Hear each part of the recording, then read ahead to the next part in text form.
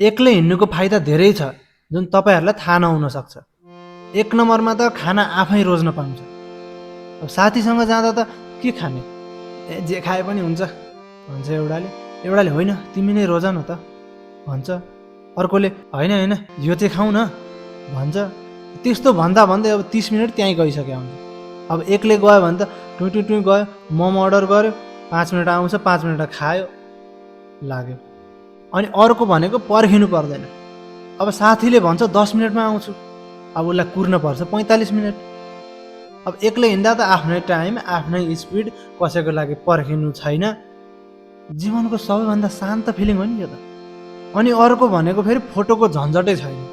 अब साथीसँग हिँड्यो, यहाँ फोटो खिच, त्यो एङ्गलै मिलेन, फेरि खिच, त्यो फिल्टरै भएन के। अब घुम्न हिँडेको हो कि फोटोग्राफर बन्न हिँडे हो पत्तै हुँदैन।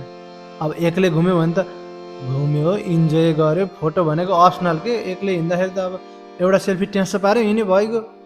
त्यही भएर एक्लै हिँड्नु एक्लोपन होइन, आफूसँग समय बिताउनु।